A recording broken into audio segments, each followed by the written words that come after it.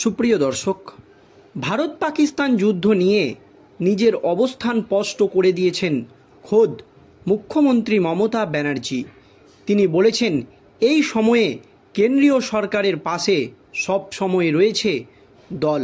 এই সময় হাতে হাত রেখে লড়াই করতে হবে।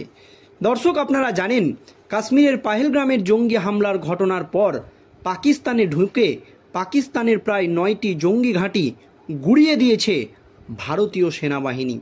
তারপর থেকেই ভারতে লাগাতার আক্রমণ চালাচ্ছে পাকিস্তান, কিন্তু পাকিস্তানের একটিও আক্রমণ সফল হয়নি।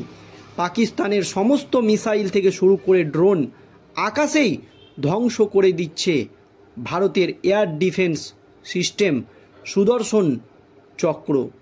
আর এই আবহে ভারত পাকিস্তান যুদ্ধ নিয়ে মুখ খুলেই বিস্ফোরক দাবি করলেন হেভিওয়েট তৃণমূল সাংসদ কল্যাণ বন্দ্যোপাধ্যায়। কল্যাণ বন্দ্যোপাধ্যায় এবার যা বললেন তাতেই রাজ্য রাজনীতিতে নতুন করে হইচই পড়ে গিয়েছে। কিছুদিন আগেই ভারত পাকিস্তান যুদ্ধ নিয়ে বিতর্কিত মন্তব্য করেছিলেন তৃণমূল সাংসদ মহুয়া মৈত্র, যা নিয়ে গোটা রাজ্য রাজনীতি একেবারে তোলপাড় পড়ে যায়।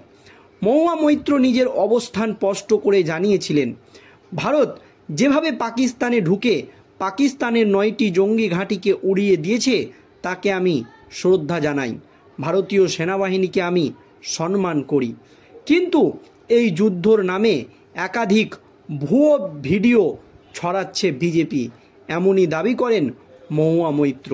তিনি নিজের অবস্থান স্পষ্ট করে জানিয়ে দেন, গাজার একাধিক ভিডিওকে ভারতীয় সেনাবাহিনীর সাফল্য বলে চালিয়ে দেওয়া হচ্ছে, এটা ঠিক নয়। আর এই মন্তব্যের পরই রাজ্য রাজনীতিতে একেবারে তোলপাড় পড়ে যায়। এছাড়াও ভারত পাকিস্তান যুদ্ধ নিয়ে মুখ খুলেছিলেন আরও এক তৃণমূল সাংসদ, তিনি হচ্ছেন শতাব্দী রায়। শতাব্দী রায় তিনি বলেছিলেন যে, আমি সাংসদ হিসেবে নয়, একজন মানুষ হিসাবে বলতে চাইছি যে যুদ্ধ কখনোই আমার পছন্দ নয়। যুদ্ধতে দুই পক্ষেরই ক্ষতি হয়, এই যুদ্ধ করলে সাধারণ মানুষের মৃত্যু হয়। এমনই প্রতিক্রিয়া দিয়েছিলেন তৃণমূল সাংসদ শতাব্দী রায়।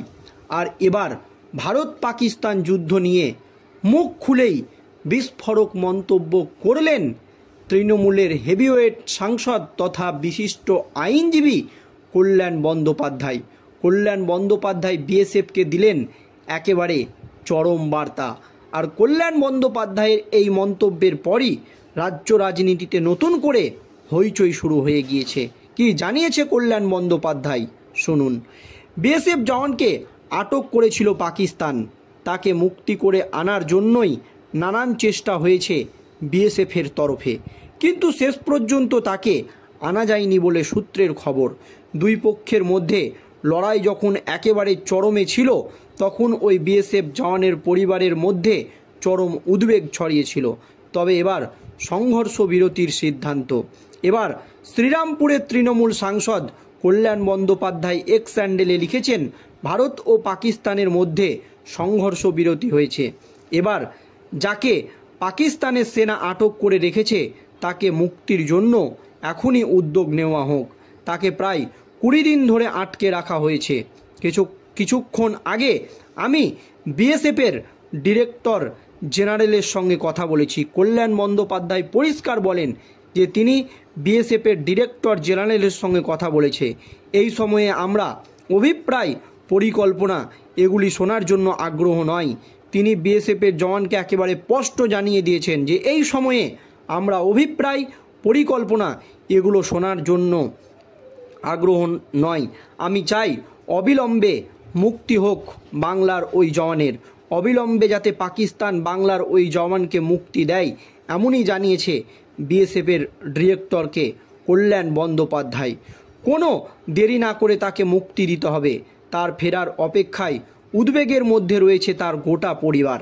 আমি আশা করি ভারত যথেষ্ট সমর্থন তাকে ছাড়িয়ে আনার ক্ষেত্রে উপযুক্ত পদক্ষেপ নিয়েছেন কল্যাণ বন্দ্যোপাধ্যায়। ওই বিএসএফ জওয়ানকে অবিলম্বে মুক্তির দাবি করেছেন কল্যাণ। অত্যন্ত উদ্বেগের মধ্যে রয়েছে তার পরিবার। এর আগে বাংলার মুখ্যমন্ত্রী মমতা বন্দ্যোপাধ্যায় বলেছিল, এটা খুব দুঃখজনক ঘটনা। আমাদের জওয়ান সাউজির কোনো খবর নেই।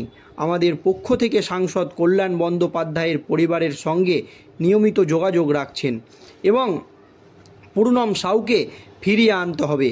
বিরসার বাসিন্দা পুরনম সাউ পোস্টিংয়ে ছিলেন বর্ডারে, তাকে আটক করেছে পাক রেঞ্জার্স। এরপর থেকে আটক রয়েছিল তিনি। এইদিকে সংঘর্ষ বিরতিতে সম্ভবত হয়েছে দুই দেশের, তারপর থেকেই তার মুক্তি নিয়ে আশার আলো দেখা যাচ্ছিল। তবে এসবের মধ্যে রাতে পাকিস্তানের দিক থেকে শুরু হয় সংঘর্ষ বিরতি। এই নিয়ে ফের উদ্বেগের পরিস্থিতি তৈরি হয় গোটা দেশ জুড়ে।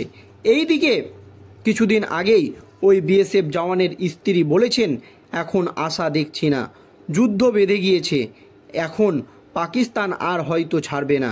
তবে এবার সংঘর্ষ বিরতি, এখনই তার মুক্তি চান তৃণমূল এমপি। কিন্তু পাকিস্তান যেভাবে সংঘর্ষ বিরতি লঙ্ঘন করছে, তার জেরে বিএসএফের জওয়ানের মুক্তির প্রসঙ্গটি কতটা ফলপ্রসূ হবে সেটাই দেখার। তবে গোটা দেশ অবশ্য তাকিয়ে আছে বলে মুক্তি পাবেন ওই জওয়ান, তবে তিনি ফের বিরসার বাড়িতে ফিরবেন। এই নিয়ে কিন্তু গোটা দেশ তাকিয়ে রয়েছে যে কবে ওই জওয়ান দেশে ফিরে আসবে। আর এই নিয়ে বিএসএফকে একেবারে চরম বার্তা দিয়েছেন তৃণমূল সাংসদ কল্যাণ বন্দ্যোপাধ্যায়। ওই বিএসএফ জওয়ানের অবিলম্বে মুক্তি চাই, আমরা আর কোনো কিছু শুনতে চাই না, এমনই দাবি কল্যাণ বন্দ্যোপাধ্যায়ের। প্রায় 20 দিন ধরে আটকে রাখা হয়েছে। কিছুক্ষণ আগেই আমি বিএসএফের ডিরেক্টর জেনারেলের সঙ্গে কথা বলেছি, এমনই দাবি কল্যাণের। কল্যাণ স্পষ্ট বলেছেন যে এই সময়ে আমরা অভিপ্রায়, পরিকল্পনা এগুলি শোনার জন্য একেবারেই আগ্রহ নয়। আমি চাই অবিলম্বে মুক্তি, কোনো দেরি না করে তাকে মুক্তি দিতে হবে। তার ফেরার অপেক্ষায় উদ্বেগের মধ্যে রয়েছে তার পরিবার।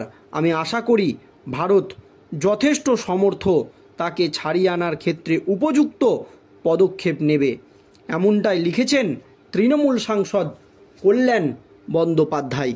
তবে ভারত পাকিস্তানের যুদ্ধ নিয়ে একটি সংঘর্ষ বিরতি চুক্তি হয়েছিল আমেরিকার হস্তক্ষেপে, যে আর যুদ্ধ হবে না।